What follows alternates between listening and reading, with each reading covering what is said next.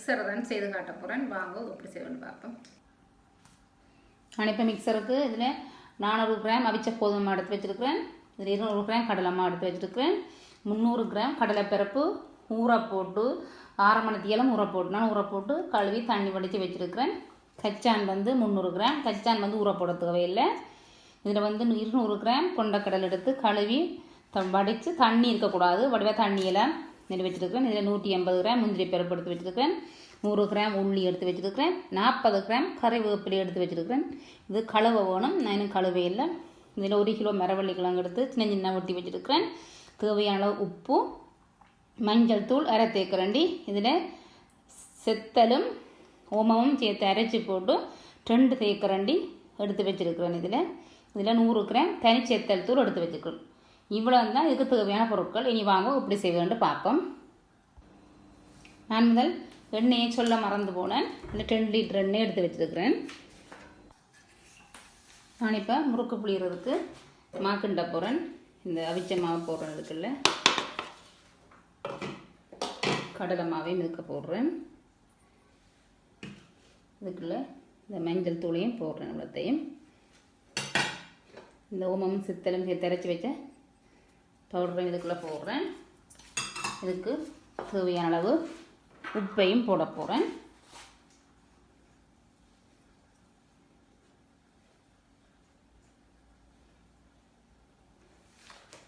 இப்போ நாங்கள் இடியப்பத்தை குழைக்கிற மாதிரி தான் குழைக்கணும். நான் இப்போ தண்ணி கொதிக்க வச்சு 2 நிமிஷம் நான் ஆற விட்டேன். அந்த மாவைத்தான் தண்ணியை தான் இப்போ மாக்கிட்டு எடுக்க போகிறேன்.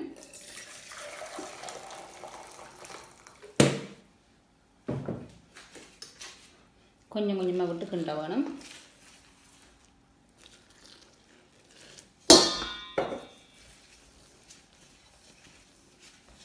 கொஞ்சம் பெரிய சட்டிக்குள்ள போட்டு கிண்டினா தான் கொட்டுப்படா வடிவாக குழைச்சி எடுக்க வசதியாக இருக்கும்.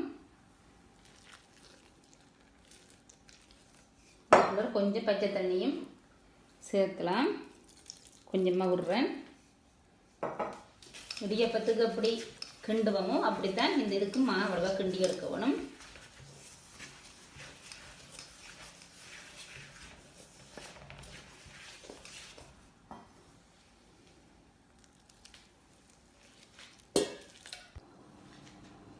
நான் இப்போ வடிவாக எல்லாம் மாவை குழைச்சி போட்டேன். இந்த பதத்தில் இப்படி தான் குழைச்சி எடுக்கணும்.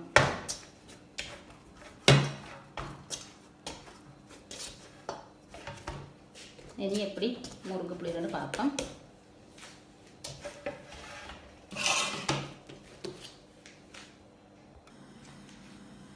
பாருங்க, நான் இப்போ எண்ணெயை வந்து அடுப்பில் விட்டு அடுப்பு சூடாகி கொண்டிருக்கேன். இதுதான் மிக்சர் உரல். இந்த உரலால் தான் நான் மிக்சருக்கு புளிய போகிறேன்.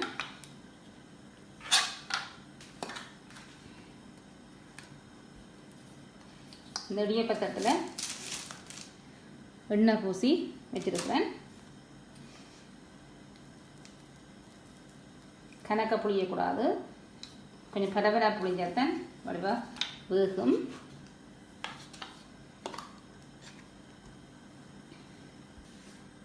இப்போ நான் ஒவ்வொன்றா இந்த முறுக்க பொரிக்க போகிறேன். எண்ணெய் சட்டி மெல்லமாக போட வேணும்.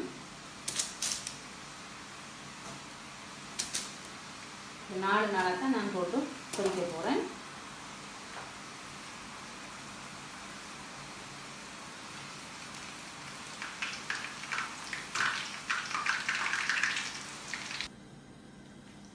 இப்போ இந்த முறுக்கு வந்து முறுக்கிட்டு நான் இப்போ எடுக்க போகிறேன்.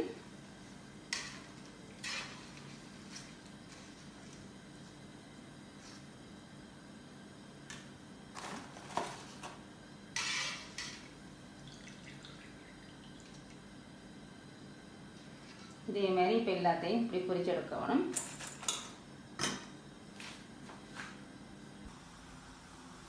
பார்த்தீங்கன்னா இப்போ நான் முறுக்கு எல்லாம் செய்து முடிச்சுட்டு இந்த கடைசியாக எடுக்க போகிறேன்.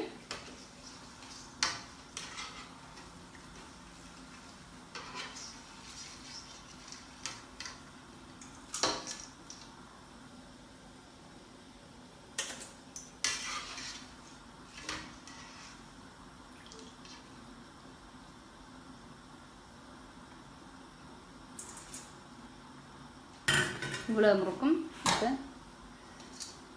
செய்தாச்சு. இனி கடைசியாக உடைக்க வேணும். இப்போ நான் இதுக்குள்ளே இப்போ கச்சானை பொரிக்க போகிறோம். கச்சான் வந்து டப்பண்டு பொரிஞ்சிடும். தண்ணீரும் விடக்கூடாது, குயிக்காக எடுத்துடணும்.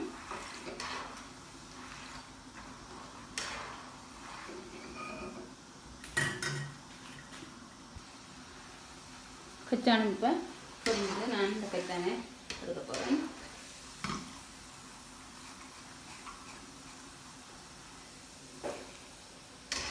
கச்சான் டப்பண்டு திடீர கருகிடும். அப்போ கருக விடாமல் அளவான பதத்தில் எடுக்க வேணும்.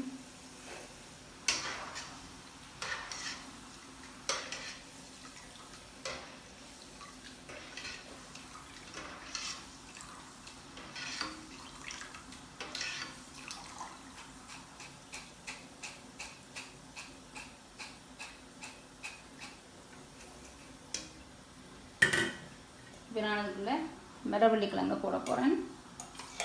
மரவள்ளிக்கிழங்கு போடைக்க சரியான அவதானமாக இருக்கணும். டப்பண்டு பொங்கி வரும். அதனால கொஞ்சம் கொஞ்சமாக தான் பார்த்து போட வேணும்.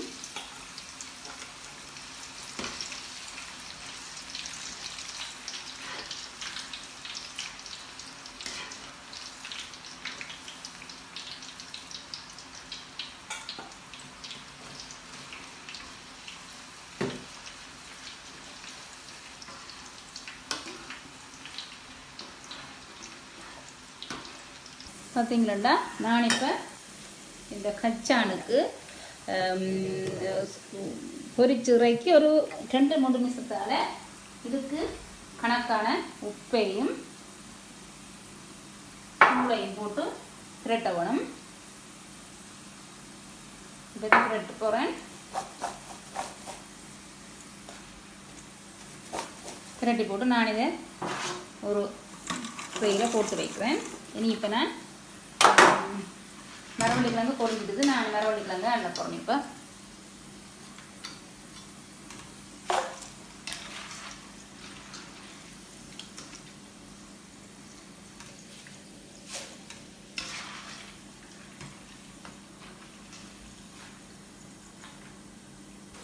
நான் இப்போ முதல் பொரித்த மரவள்ளிக்கிழங்குக்கும் உப்பு தூளும் செக்கல் தூளும் போட்டு புரட்டிட்டேன். இப்போ நான் இது பொரிய போட்டது அதுக்கப்புறம் பொரிஞ்சிட்டுது.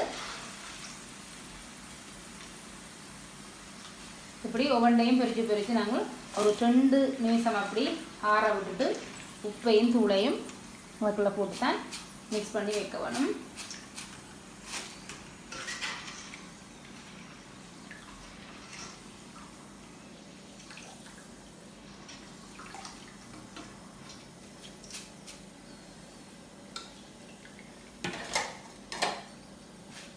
இப்போ நான் இப்போ அடுத்து கடலைப்பருப்பு தான் பொரிக்க போகிறேன்.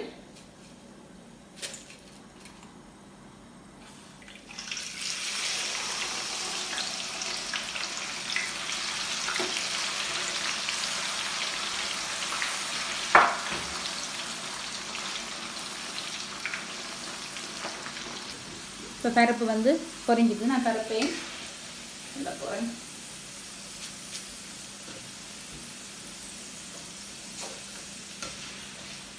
தண்ணீரம் பொரிய விட்டால் முறுக்கினா அப்புறம் அது சாப்பிட கொஞ்சம் கஷ்டமாக இருக்கும்.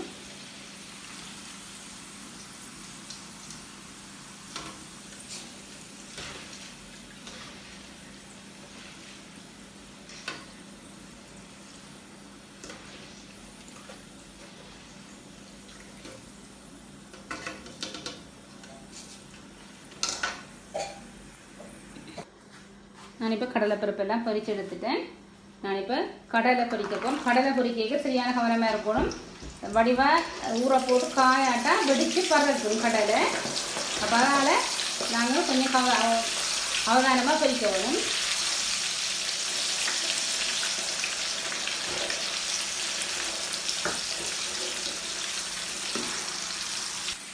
இப்போ கடலையும் வந்து பொரிஞ்சிட்டு நான் கடலையும் எடுக்க போகிறேன்.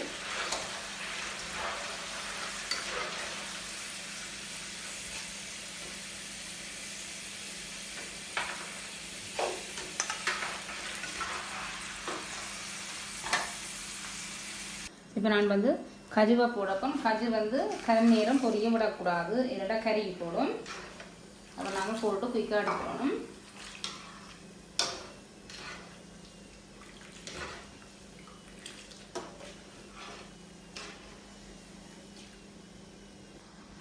கஜுவை நல்லா பொரிய விடப்போதான் எனக்கு கஜுவே மாட்டுறேன்.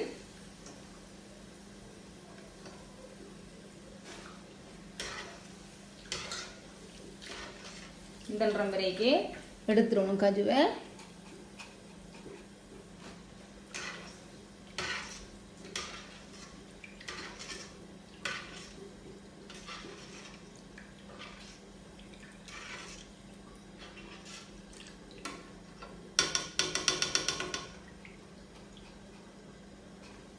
பாருங்க கஜுவை எல்லாம் வடிவாக இந்த ஒரு கலரில் பொரிச்சு எடுத்தாச்சு. இப்போ நான் இனி உருளியை தான் பொரிக்க போகிறேன். உருளியை வந்து நான் இந்த உரலில் போட்டு அப்படி குத்தி எடுத்தேன். கோதோடைய கழுவி போட்டு கோதோடைய குத்தி எடுத்தேன். கொஞ்சம் பொரிக்க படிக்க பார்க்க மெல்லமாக பொரிக்க எடுக்கணும்.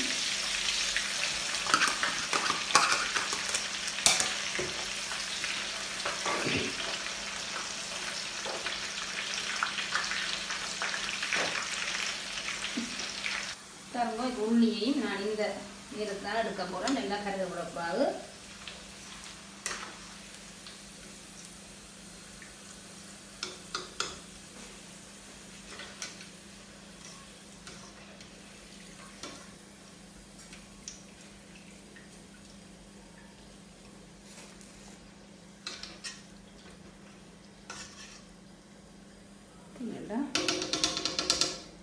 சரி, கருவேப்பிலாம் போடணும். அது கொஞ்சம் பொரிக்கிறது கொஞ்சம் பராட்டும் மெல்லமாக போட்டு பொரிச்சு எடுக்கணும்.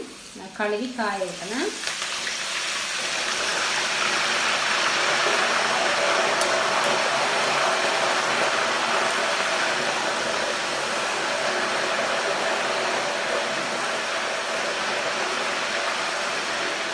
பார்த்தீங்கன்னா இந்த கருவேப்பிலை பொரிஞ்சிட்டு நான் இந்த கருவேப்பிலை கொஞ்சம் எடுக்கணும். நல்லா எடுக்கணும்.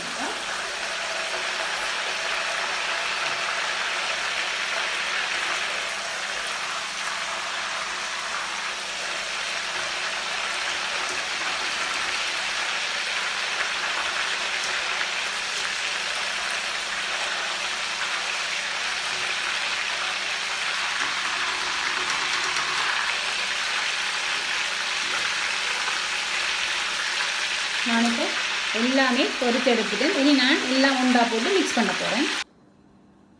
நான் இப்போ எல்லா மிக்சரெல்லாம் பொரித்து எல்லாம் ஆற விட்டுட்டேன். நான் இனி இப்போ இதை வந்து மிக்ஸ் பண்ண போகிறேன். அப்போ இந்த பொரிச்சது இந்த முறுக்கை வந்து நாங்கள் சின்ன சின்னதாக உடைக்க வேணும். அப்போ இந்த பெரிய சட்டிகளை போட வேணும். இந்த பெரிய சட்டிகளை போட்டு இப்போ நான் இதை நல்லா உள்ள ரப்பன் முடிச்சிடலாம்.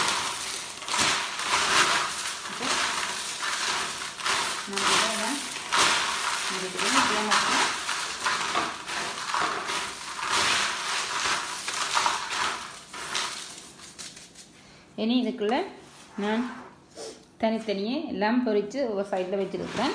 இந்த கடலைப்பருப்பு போடுறேன், கச்சான், கொண்டக்கடலை, மரவள்ளி கிழங்கு எல்லாத்தையும் இதுக்குள்ள இப்போ நான் போடுறேன்.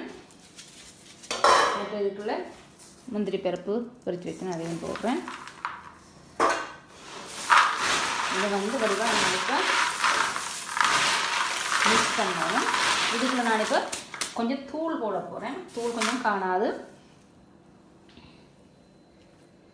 உங்களுக்கு தூள் விரும்பினா கூட போடுங்க, இல்லைடா குறைய போடுங்க. உப்பு பெரும்பாலும் கணக்காக இருக்க மாட்டேங்கும், கடைசியில் பார்க்கலாம். நான் இப்போ தூளைத்தான் போட்டுருப்பேன். மிக்ஸ் பண்ணிக்கலாம். ஒரு கலரை பார்க்க தெரியும் உங்களுக்கு. அந்த கலரை பார்த்து தான் நான் தூளை போட வேணும். இதுக்குள்ள நான் இப்போ இந்த உள்ளி பொரித்து வச்சுன்னா அந்த உள்ளியையும் போடுறேன். இந்த கருவேப்பிலையில் அரைவாசியை போடுறேன். அப்புறம் அரைவாசி மேலால் போடுறது வைக்கிறேன்.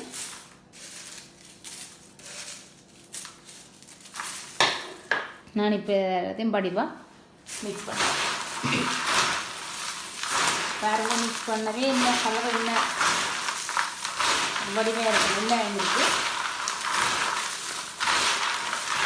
நான் இப்போ கொஞ்சம் உப்பு சாப்பிட்டு பார்க்கணும், கணக்காக இருக்கோண்டு.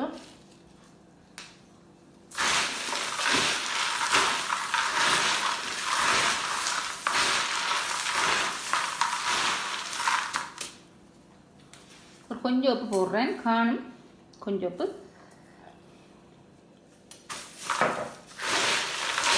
உரைப்பு காணும், பார்க்கவே நல்ல வடிவாக இருக்குது மிக்சர்.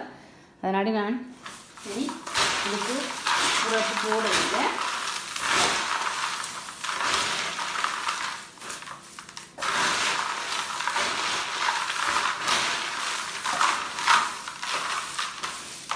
கருவேப்பிலை நல்ல வடிவாக இருக்குது. இப்போ எடுக்கல, இன்னும் கொஞ்சம் சேர்த்து கருவேப்பிலை சேர்க்குறேன்.